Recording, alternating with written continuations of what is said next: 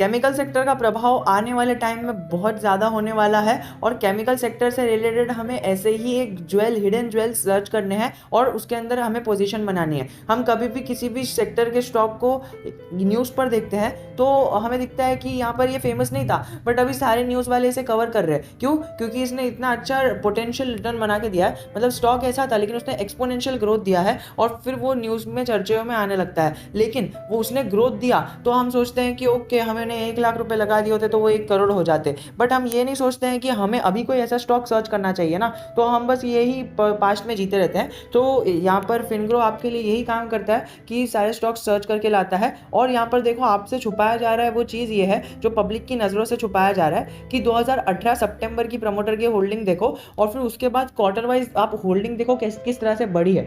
थोड़ी ही बढ़ी है, मात्र थोड़ी, लेकिन प्रमोटर्स बार बार अपनी होल्डिंग को बढ़ा रहे हैं, बार बार अपनी होल्डिंग को बढ़ा रहे हैं। मतलब 3 साल मतलब 12 क्वार्टर से ये लोग अपनी होल्डिंग बढ़ा रहे हैं। डीआईएस के पास यहाँ पर माल था 35% का, तो 0.35 का। तो डीआईएस ने देखा ना कि 12 क्वार्टर से इन्होंने अपना माल बढ़ाया है प्रमोटर्स ने, तो डीआईएस ने भी अपना स्टेक डबल कर दिया, ऑलमोस्ट डबल कर दिया, आप देख सकते हो। तो यहाँ पर जून क्वार्टर में ये सारी चीज़ों की वजह से डीआईएस ने डबल किया, उसकी वजह से थोड़ा सा ये सुर्खियों में आना चालू हुआ है।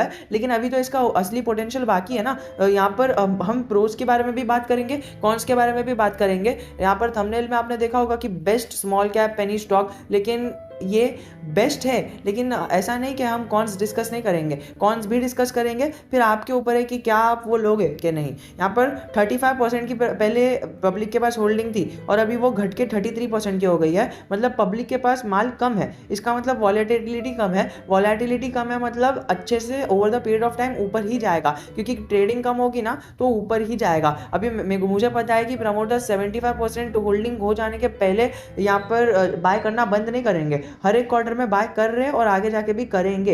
अगर हम रिजर्व्स और यहाँ पर सरप्लस की बात कर ले तो रिजर्व्स हमें दिख रहा है कि रिजर्व्स कंटिन्यूसली बढ़े जा रहे हैं। आप देखो, जब से ये लोग अपनी होल्डिंग बना रहे हैं उससे पहले से रिजर्व्स कंटिन्यूसली बढ़े जा रहे हैं। ये 2010 का डेटा है, रिजर्व्स 44 का है, फिर 55, 65, 75, 80, 89, 200 और सो ऑन। और अभी की रिजर्व्स है 286। तो आप देख सकते हो रिजर्व्स कितने बढ़ चुके हैं। और पहले बोरिंग्स थे बहुत ज़्यादा 23 करोड़ और अभी के हो गए हैं 2 करोड़, जो मायने भी नहीं रखता है रिजर्व्स के सामने। तो आप बोरिंग्स को ना के बराबर ही लेके चलो। तो हमने देख लिया कि रिजर्व्स और सरप्लस के मामले में तो बहुत अच्छा है। कैपिटल भी, शेयर कैपिटल कम है, 7 करोड़ है, लेकिन फिर भी हमें चलता ही है। डेटर डे भी ऑब्वियसली चलता है इतना 111 दिन, बट प्रमोटर्स की होल्डिंग बढ़ रही है, रिजर्व्स बढ़ रहे हैं, यहाँ पर बोरिंग्स कम हो रही है। तो क्या हमें इन्वेस्ट करना चाहिए? नहीं। क्यों? क्योंकि यहाँ पर कॉन्स भी है ना, तो कॉन्स को देख के ही हमें इन्वेस्ट करना चाहिए। कॉन्स क्या है? कॉन्स में हमें दिख रहा है, सबसे पहला कौन है कि कंपनी का सेल्स ग्रोथ थोड़ा सा मतलब डामाडोल रहा है। जब आप यहाँ पर देखोगे ना सेल्स ग्रोथ, तो सेल्स ग्रोथ में हमें इतनी बढ़ोतरी नहीं दिख रही है। अगर आप देखोगे सेल्स ग्रोथ तो 3% से बढ़ा है 10 ईयर्स में, और 3 ईयर्स में -6, और अभी जो है वो 22% है। बट अगर हम इसके अंदर आए तो 2010 से डेटा देखें ना, तो सेल्स ग्रोथ में जब भी बढ़ोतरी होती है ना, अभी फॉर एग्जांपल 100 करोड़ का सेल्स है, वो बढ़ के 200 हो जाएगा ना, तो 200 पे ही कंसोलिडेट करेगा, या फिर 200 से नीचे तो नहीं आएगा ऑब्वियसली, बट स्टिल यहाँ पर ऊपर ही जाएगा। तो आप देखोगे 274, 299, फिर थोड़ा सा घट के 300 होने वाला था, लेकिन 270 हो गया, फिर 291 हुआ, फिर 300 हुआ, फिर अभी 300 के नीचे नहीं गया, लेकिन अभी कोविड की वजह से यहाँ पर नीचे गया है। तो अब कोविड के बाद केमिकल सेक्टर का क्या हाल होता है वो तो हमें देखना ही है। तो हमने स्टॉक को सिलेक्ट क्यों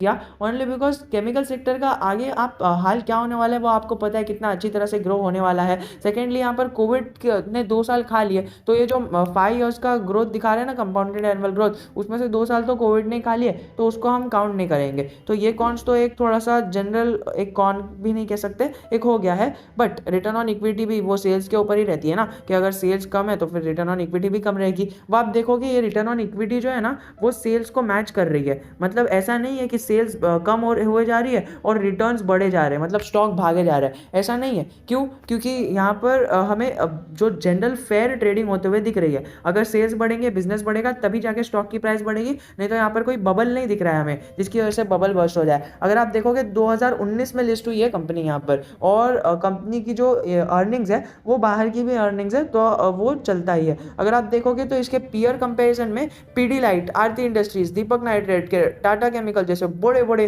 स्टॉक्स है, तो उसको इधर टक्कर देने के लिए बहुत सारी चीज़ें हैं। मेन बिजनेस मॉडल समझ लेना तो केमिकल का जो है ना, मैन्युफैक्चरिंग करती है और केमिकल प्रोडक्ट्स बनाती है, बस इतना सा बिजनेस है। और मतलब इतना सा बिजनेस नहीं, मतलब सारे केमिकल्स, ऐसा कोई स्पेसिफिकली लिखा नहीं है कि ये वाला केमिकल बनाती है, वो वाला केमिकल बनाती है, सारे केमिकल्स। अगर आप देखोगे तो कोल्ड भी नहीं है, ज़्यादा हॉट भी नहीं है, इसका मतलब बाय करने के लिए सही टाइम है। अगर आप पीई भी देखोगे ना कंपनी की पीई, तो पीई भी दिखेगा 14 की पीई है, जो बनाती है स्टॉक को एक वैल्यू बाय। अगर आप देखोगे स्टॉक की प्राइस क्या चल रही है, 5% लास्ट ही ट्रेडिंग सेशन में गिर गया। अब यहाँ पर अगर आप नज़र डालोगे तो हमें दिखेगा कि कंसोलिडेशन मैनर में ही स्टॉक जा रहा है, तो हम इसको बाय क्यों करें? देखो, बाय करने का एक सिंपल सा रीज़न है कि स्टॉक बहुत ही अच्छा है। अभी इसने ना यहाँ पर बाउंस बैक दिया, क्योंकि 240 का इसका लेवल था ना, वो एक मतलब ऑल टाइम हाई था, फिर उसने 249 का ऑल टाइम हाई बना दिया, देन उसने ग्रेजुअली उसके नीचे बाउंस बैक दे दिया। तो 264 का इसने इधर से आके और हाई बनाया था,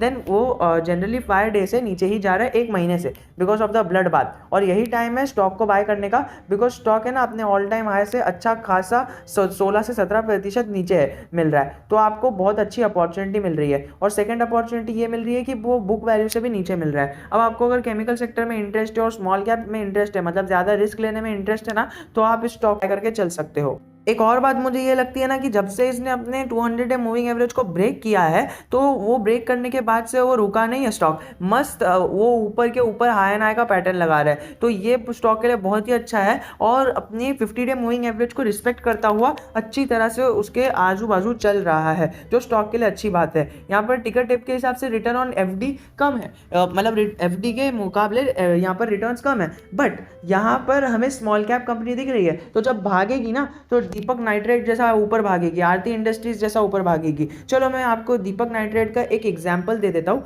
तो आपको पता चल जाएगा।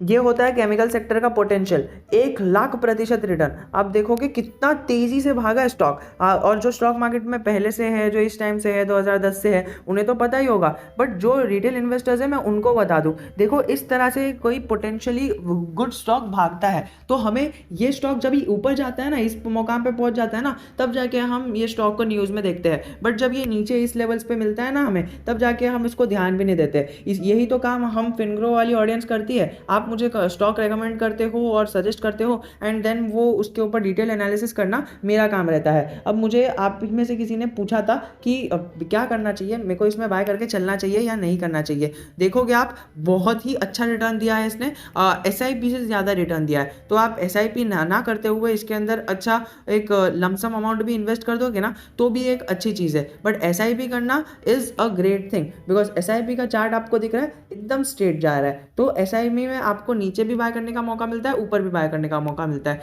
तो अगर आप केमिकल सेक्टर में किसी स्मॉल कैप स्टॉक को ढूंढ रहे थे जो आगे जाके पोटेंशियल रखता है, so this is one for you, because आपने देखा था कि आरती इंडस्ट्रीज में भी और दीपक नाइट्रेट में भी जिस स्टॉक ने ऐसे एक्सपोनेंशियल मूव दिया है ना, ऐसा खड़ा मूव दिया है, उसके अंदर प्रमोटर्स की होल्डिंग बढ़ रही थी, सेल्स ऑब्वियसली कम थी, इसकी वजह से तो स्टॉक नीचे था, बट जैसे जैसे वो प्रमोटर्स की होल्डिंग बढ़ी, प्रमोटर्स को पता रहता है कि कंपनी में क्या होने वाला है, और जैसे ही प्रमोटर्स ने देखा कि कंपनी में 10 साल के बाद अच्छा होने वाला है, तो वो हर क्वार्टर बाय क्वार्टर अपनी होल्डिंग्स को बढ़ाते गए, और आज देखो प्रमोटर्स किधर बैठे हैं। कंपनी की एंट्री पॉइंट बहुत अच्छी है, बिकॉज वो ओवरबॉट जोन में नहीं है, इसीलिए तो हम वीडियो बना रहे हैं। हम यहाँ पर दूसरे लोगों की तरह वीडियो नहीं बनाते जो यहाँ पर अपर सर्किट में आपको सजेस्ट करते हैं। यहाँ पर दूसरे लोगों की तरह, मतलब ये जो लोग रहते हैं ना अपने न्यूज़ इंडस्ट्री में, या फिर कोई अपना फ्रेंड हो गया, या फिर कोई भी हो गया, जो आपको दिखता है ना, वो हमेशा दिखता है सक्सेस के बाद, because no one wants to take risk इस लेवल पे बाय मतलब बाय की सजेशन देने के लिए। जो भी ये ऊपर ऊपर बाय करने को बोलते हैं ना,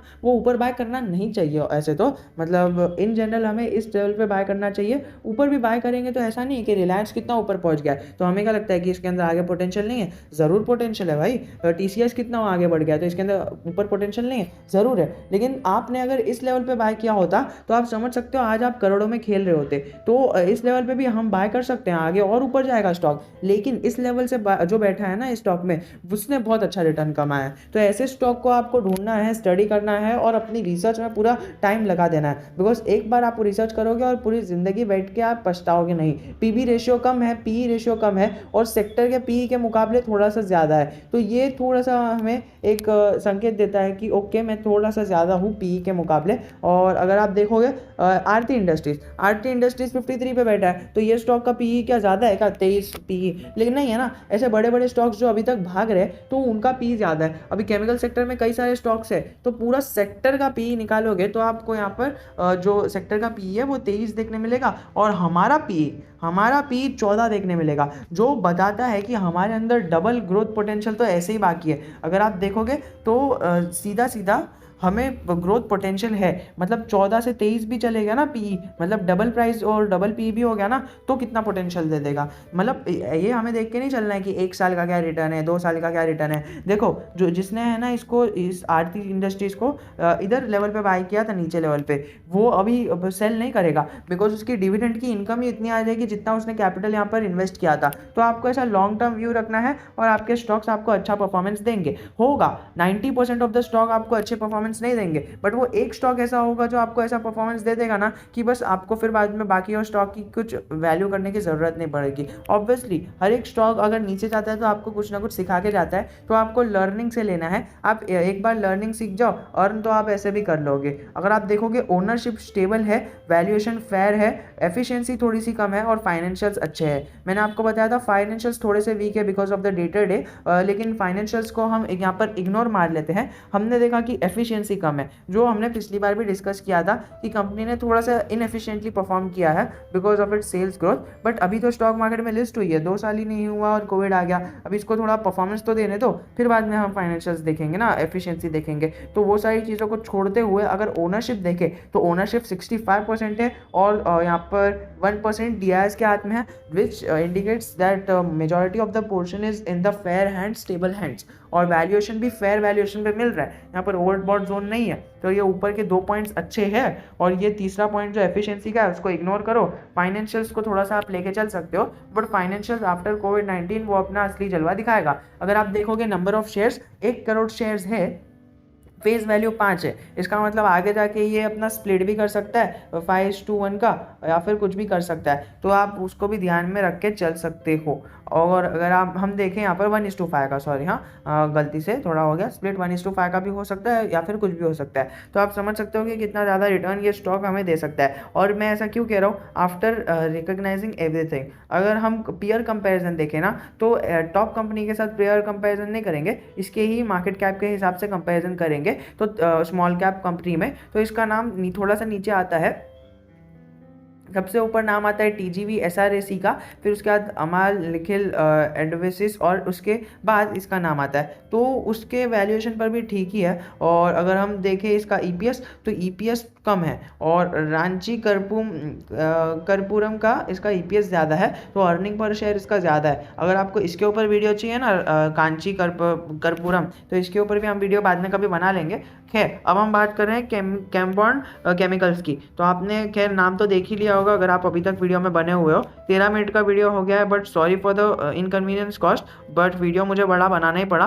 मैं आधी जानकारी नहीं देता हूँ। और अगर आपको एंजॉय हो रहा है या फिर आपको बोर हो रहा है तो वो सारी चीज़ें आप कमेंट सेक्शन में कर सकते हो। तो खैर moving back towards the point, company का प्रॉफिट ग्रोथ है, बाकी सारी चीज़ें हैं और इसका टोटल एक्सपेंडिचर भी हमने देख ही लिया है, कंपनी की सारी चीज़ें देख ली है। और इसकी जो रिकॉर्ड डेट है एक्स डिविडेंड डिविडेंड रेट है वो हमने देख लिया कि 2016 से लगातार ये डिविडेंड देता आ रहा है, मतलब हर साल इसने डिविडेंड दिया है। और डिविडेंड मार्च, जुलाई, अगस्त, जून के महीने में ही दिया है, मतलब first half of the year. तो ये सारी चीज़ें भी अच्छी है। अगर आप देखोगे ना तो प्रमोटर्स में ये सारे लोग आते हैं, तो एक बार आप इनका नाम देख लेना। मैं धीरे धीरे स्क्रीन को पलटा रहा हूँ तो इनका नाम भी देख सकते हो, with a majority share holder of Alpana Sandeep Shah. तो अल्पना संदीप शाह के पास नहीं, सॉरी फॉर द इनकन्वीनियंस, यहाँ पर सबसे ज़्यादा निर्मल विनोद शाह के पास है 12%। तो निर्मल विनोद शाह आप यहाँ पर नाम नोट करके चल सकते हो, निर्मल विनोद शाह। बाकी सारी चीज़ें इस कंपनी में अच्छी है, और जो भी इसके अंदर आगे न्यूज़ आती है वो तो मैं आपके साथ शेयर कर ही दूंगा। बट अभी मुझे सवाल आया था कि क्या इसके अंदर हमें इन्वेस्ट करना चाहिए। देखिए, बहुत अच्छा स्टॉक है, आप अपने रिस्क पे कर लेना, बिकॉज मुझे थोड़ा सा इनएफिशिएंट लगा थोड़ा सा सेल्स ग्रोथ पे, बट खैर वो तो स्टार्टिंग में होता ही है। अब कोविड हटेगा तब असली बिजनेस होगा और हमें पता चलेगा कि क्या ये स्टॉक एफिशिएंट है, क्या इसे बिजनेस मिल रहा है। तो वो हम कभी और किस वीडियो में बात करेंगे, अगले वीडियो में कभी बाद में, जब कोविड खुलेगा एक आध 6-7 महीने के बाद। बट अभी जो खैर बिजनेस कर रहा है वो भी अच्छा ही कर रहा है। अगर हम बिजनेस की बात करें ना तो इसने सेल्स भी अच्छी खासी दी है कोविड-19 के टाइम पर भी, क्योंकि सेल्स देखोगे आप 250-300 करोड़ के आसपास की सेल्स दी है, जो हमें बताता है कि ओके कोविड-19 के सेकेंड वेव पर भी ये स्टेबल हो गया था और 50 करोड़ की सेल्स दे दी थी। और जो सबसे बड़ी अच्छी बात है ना कंपनी ऑल दो स्मॉल कैप है, लेकिन इसका जो प्लेस्ड होल्डिंग है, गिरवी है, वो ज़रा भी गिरवी शेयर रखा नहीं है। और यहाँ पर पीईजी रेशियो अच्छा है कंपनी का, जो ये इंटरेस्ट कवरेज रेशियो है वो हैवी है, डेट फ्री कंपनी है, कंपनी के पास हेल्दी लिक्विडिटी पोजीशन है 7.45% की, और कंपनी के पास प्रमोटर होल्डिंग हाई है, जो इस स्टॉक को वैल्यू बाय बनाती है। अब वैल्यू बाय होगा या नहीं, फ्यूचर मल्टीबैगर होगा या नहीं, ये तो आपके एनालिसिस और आपके कॉन्फिडेंस पर डिपेंड करेगा। तो आशा करता हूँ आपको वीडियो पसंद आया होगा। If you have any doubt relating to this share, I am always just a comment away from you. जाते जाते पहले यही कहना चाहूँगा कि अगर आपका इसके अंदर इन्वेस्टमेंट है तो आप इसके अंदर इन्वेस्टेड रहो, क्योंकि मैंने जैसा कि आपको आरती इंडस्ट्रीज़ का बताया, और कोई भी केमिकल सेक्टर उठा लो, आप आरती ड्रग्स उठा लो, यहाँ पर पीडीलाइट उठा लो, यहाँ पर दीपक नाइट्रेट उठा लो, कुछ भी उठा लो, आपको पता चलेगा कि स्टॉक का अपवर्ड मूवमेंट ऐसा ही है। तो जिस दिन स्टॉक इस खड़े लाइन में भागेगा ना, मतलब ऐसा भागता हुआ एक ही दिन में इतना ज़्यादा रिटर्न्स दे देगा कि फिर आप कहीं ना कहीं गिनते गिनते थक जाओगे। क्योंकि देखिए कितने टाइम में 2014 से 2014 से इसने जो रिटर्न्स दिए हैं वो मैसिव है, 5000% के रिटर्न। कैन यू इमेजिन 5000% के रिटर्न। और उसके पहले ये कितने रिटर्न दिए हैं, ये स्टॉक पे दिख भी नहीं रहा है, 2000% के रिटर्न, और इन टोटल 82,000% के रिटर्न। मतलब अगर आपने इस जगह पर बाय किया होता ना तभी आपको कम मिलता, और इस जगह पे ज़्यादा मिलता, और जिसने पहले से बाय किया है उसको ज़्यादा मिलता। तो आप समझ रहे हो कि कंपाउंडिंग कैसा इफेक्ट करती है। मतलब ये टाइम है 1000 का, ठीक है, और फिर ये पूरा हो जाता है 4000 का। अगर हम मिला भी देना दोनों को तो 5000 बनता है, लेकिन हमने इस दोनों को मिलाया नहीं, हमने पहले से इन्वेस्ट किया है, तो वो इन टोटल 82,000 हो जाता है। This is the power of compounding which everyone should know. तो ये सारी चीज़ों को आशा करता हूँ आपको समझ में आया होगा। बट अगर आपको ये कॉन्सेप्ट समझ में नहीं आया, और अगर मैंने इसको मतलब आपको बताने में थोड़ी सी गलती कर दी है, तो आप मुझे बता सकते हो। अगर आपको इसमें इन्वेस्टेड रहना है तो कितने टाइम के लिए रह सकते हो वो तो मैंने आपको बताया है। क्योंकि अगर आप 10 साल होल्ड कर लेते हो ना, तो आपकी यहाँ पर आगे जाके डिविडेंड इनकम ही इतनी हो जाएगी कि आपको ये जितना कैपिटल लगाया था उतना वापस मिल जाएगा। बट अगर आपको थोड़ा सा सेफ जाना है, तो अगर आपको 100% रिटर्न मिल जाता है स्टॉक में, तो आप अपना कैपिटल निकाल सकते हो फॉर बीइंग सेफ। बट वो है ना, एक कंपाउंडिंग को ब्रेक करने की चीज़ हो जाएगी। वैसे तो मैं वो पेनी स्टॉक्स में बोलता हूँ, बट आप स्मॉल कैप स्टॉक्स में भी ये अपना जो भी है वो लगा सकते हो। अगर आपको इन्वेस्ट करना है हैवी अमाउंट ये स्टॉक का एनालिसिस पसंद आने के बाद, तो आप इसके अंदर इन्वेस्ट कर सकते हो अपने फाइनेंशियल एडवाइजर से पूछ कर हैवी अमाउंट। और बाकी सारी चीज़ें तो अच्छी है। और एक चीज़ आ जाती है कि किस प्राइस पर बाय करें। सर प्राइस मैं आपको बताऊँ ना, प्राइस कुछ होता नहीं है स्टॉक को बाय करने के लिए, क्योंकि आपने देखा कि जितना आप लेट करोगे, मैंने आपको आरती इंडस्ट्रीज का एग्जांपल बताया, जितना आप लेट करोगे उतना कम इंटरेस्ट मिलेगा आपको दिख रहा है यहाँ पर 1000% के रिटर्न्स है और यहाँ पर 5000% के रिटर्न्स है। तो इन दोनों को अगर हम प्लस करेंगे, अगर हमने इधर से लिया तो 5000 मिलेगा, इधर से लेके इधर छोड़ दिया तो 1000 ही मिलेगा। लेकिन इधर से लेके इधर छोड़ा, मतलब एंड पर छोड़ा या फिर छोड़ा ही नहीं, तो जाके हमें 1,00,000% का रिटर्न मिलेगा। तो अगर हमने पूरा होल्ड किया, बट अगर हमने आधे में छोड़ दिया तो हमें 1000 ही मिलेगा, और अगर हमने इधर लेके इधर छोड़ा तो हमें 5000 ही मिलेगा। बट अगर हमने स्टार्टिंग से लेके इधर तक होल्ड किया तो हमें 82,000% के रिटर्न्स मिल सकते हैं। तो आशा करता हूँ आपको वीडियो पसंद आया होगा। किस प्राइस पर बाय करना है, जिस प्राइस पर आपको ये शेयर मिल रहा है उसी प्राइस पर बाय करना है। एक आध साल नीचे भी चले गया ना तो भी चलने दो, क्योंकि मैंने जैसा कि आरती इंडस्ट्रीज में बताया, स्टॉक नीचे गया था, कितना साल वो कंसोलिडेट कर रहा था, बट स्टिल रिटर्न तो दिया ना उसने। बाकी दूसरी चीज़ बता दूं कि हमें इसमें एग्जिट लेनी है, क्या करें, ऊपर में बाय किया है तो एग्जिट लेनी है तो ले लो, है ना, या फिर एक आध महीने रुक जाओ, फिर से वो अपने टॉप हाई पे पहुंच जाते हैं 64 पे, 264 पे, तो आप सेल कर सकते हो, क्योंकि ये ऐसी कंपनी नहीं है जो डूब गई है, क्योंकि बहुत सारी चीज़ें इसके अंदर कंपनी में पेंडिंग है। अगर हम देखें ना, गिरावट के बाद से भी उसने 68% का रिटर्न दिया है, विच इज़ इनक्रेडिबल। तो शॉर्ट टर्म के लिए आप इसके अंदर बाय मत करना, बट अगर लॉन्ग टर्म व्यू है और कंपाउंडिंग व्यू है तो आप बाय करके चल सकते हो, बहुत अच्छा रिटर्न दे देगा। तो आशा करता हूँ आपको वीडियो पसंद आया होगा। जय हिंद, जय भारत। अगला वीडियो किस पर चाहिए वो बता देना।